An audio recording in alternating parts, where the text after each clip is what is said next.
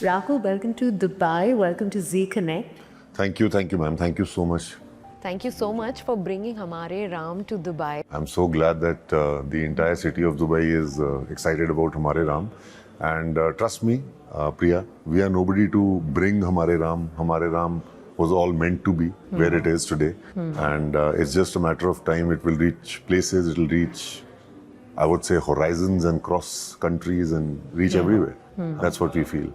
Ram is a symbol of Dharma. You know, लोग जब राम के बारे में सोचते हैं, भगवान के बारे में सोचते हैं, to humanise that character, you know, in the way you have done for the play, what does that mean?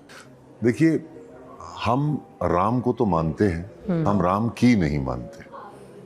हम अपने पिताजी को तो मानते हैं, हम अपने पिताजी की नहीं मानते. ये दुनिया, ये सृष्टि एक अलग ही ढंग से चलेगी, एक अलग ही जोन हो जाएगा, एक अलग ही कायनात हो जाएगी अगर हम राम की मानने लग जाएं.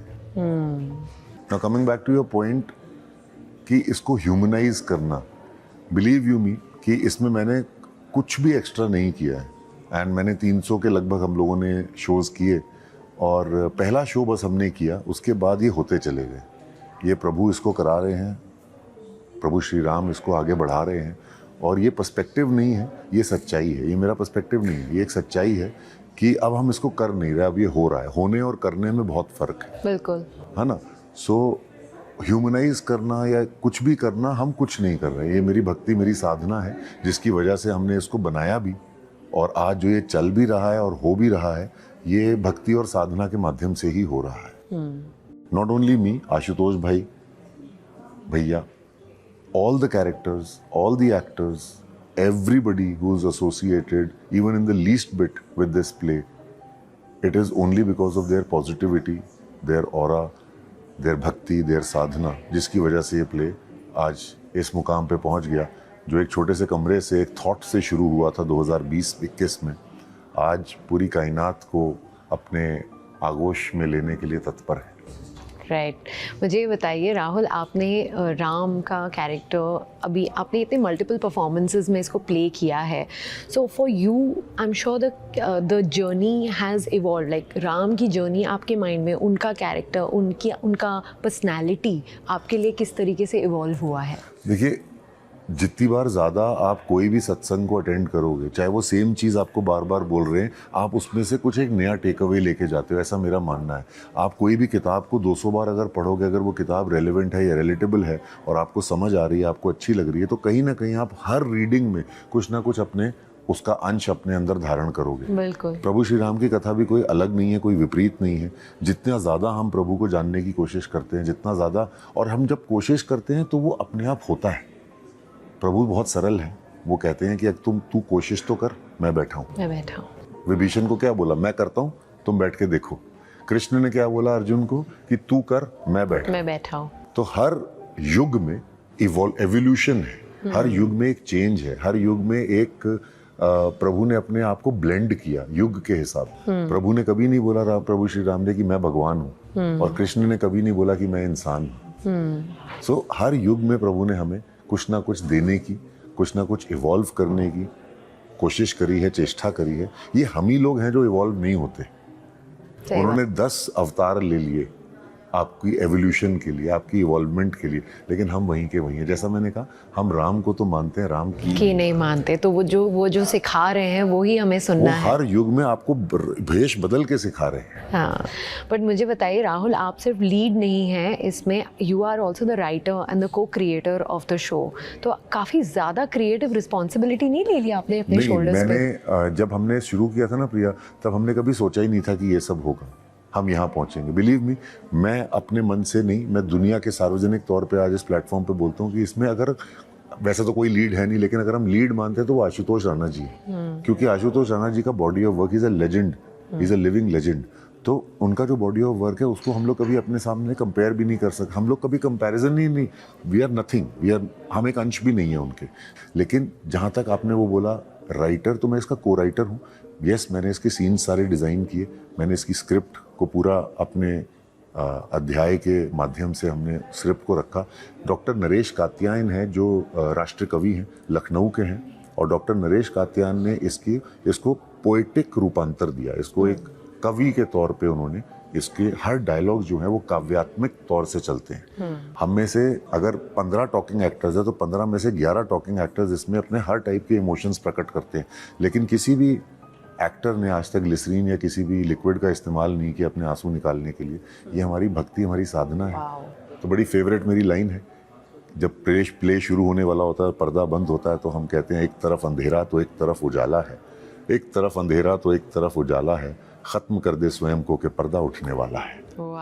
सो that is what we do. And creative responsibility लेने की बात नहीं थी, मेरे को सिर्फ प्रभु की साधना में एक ऐसा प्ले बनाना था जो एक ऐसी रचना रचनी थी जिसके लिए मैंने उनसे आशीर्वाद मांगा, उनसे ब्लेसिंग्स मांगे और उनको कहा कि मेरे को इतनी कैपेबिलिटी दो अपने माध्यम से।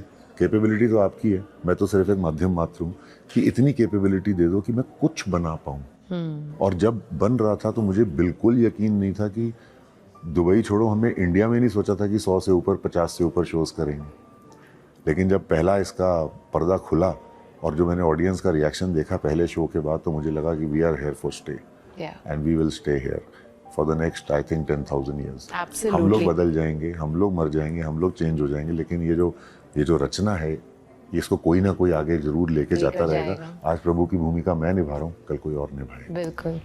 मुझे बताइए, दुबई ओपेरा में आप ये शो कर रहे हैं। दुबई इज़ अ प्लेस जो हमेशा कल्चरल डाइवर्सिटी को एम्ब्रेस करता है, एंड उसी तरह से पहले भी बहुत सारे शोज़ यहाँ पर हुए हैं, बट हमारे राम को यहाँ दुबई ओपेरा में लेकर आना एक बहुत ही बड़ी ऑडियंस के सामने, और एक नहीं 6 शोज़ के साथ, what does that mean? 6 shows की बात नहीं है, 6 शोज़ तो हाउसफुल हो ही जाएंगे अगर हिंदुस्तान में भी होते या भारत में होते, जैसे हो जाते। लेकिन ओवरसीज़ जा कर के पूरा एक स्क्रैच से सब कुछ शुरू करना, ये अपने आप में एक बहुत बड़ी कठिनाई थी। और मुझे ऐसा लगता था कि मैं कैसे इस चीज़ को बेड़ा पार करूँगा, क्योंकि मेरा यहाँ पे कोई ऑर्गेनाइज़र नहीं है, there is not a single organiser. लेकिन एक ही चीज़ मन में थी कि अगर हिंदुस्तान में, भारत में इसको पसंद किया गया है तो ये बाहर भी पसंद आएगा लोगों को, क्योंकि हम हिंदुस्तानियों का, हम भारतवर्षियों का जो मन है, जो चित्त और चरित्र में और चिंतन में प्रभु श्री राम है। चित्त, चरित्र और चिंतन में प्रभु श्री राम है। और अगर उनकी कोई भी गाथा जो अच्छी बनी है, अच्छे रूप में पेश हुई है, अच्छे रूप में दिखाई गई है और लोगों ने सराही है, तो मुझे लगता है पूरे विश्व में वो सराही जाएगी। तो सिर्फ वही एक लाइन थी मेरे मन में कि हिंदुस्तान में अच्छा हुआ है तो बाहर भी अच्छा ही होगा। दुबई गवर्नमेंट का मैं अनेक शुक्रिया अदा करता हूँ, उन्होंने बड़ा हमें सपोर्ट किया। उन्होंने हमारी इस गाथा, जो पहली बार प्रभु श्री राम दुबई के मंच पे अगर कदम रखेंगे, तो इसमें गवर्नमेंट का बहुत बड़ा सहयोग है, आप लोगों का सहयोग है, आप सबका सहयोग है, और हम सब मिलकर के ही प्रभु को अपने कंधे पे उठा सकते हैं, नहीं तो हम अकेले कुछ नहीं कर सकते। नहीं, एब्सोल्युटली। फाइनली हमारी ऑडियंस के लिए अगर आपको 3 वर्ड्स में हमारे राम को डिस्क्राइब करना हो तो कैसे करें? Life changing experience, that is हमारे राम। एंड रावण के बिना, जैसे आशुतोष भैया ने भी आपको बोला, रावण के बिना राम कुछ नहीं है, राम के बिना रावण कुछ नहीं है। तो राम भी तुम में है, तुम में ही रावण, दोनों तुम्हारे। अब किससे तुमको क्या लेना है, ये निर्णय है तुम्हारे। राम सत्य है तो रावण भी सत्य शाश्वत ही होगा, लेकिन सत्य हो मीठा ही, ऐसा सदा नहीं होता। कड़वे सत्य सुनाना भी तो काम तुम्हारा है इतिहास, इसीलिए लो रखो ये राम की रामायण अपने पास। जिन्हें गूज़बम्स आ चुके हैं। आप जब शो देखेंगी तो आपको और गूज़बम्स आएंगे। And all I can say is, in true sense of the word, it is definitely going to be a life-changing experience. Wonderful. Wish you all the very best, Rahul. Thank you so much, man. Thanks for having me. Thank you.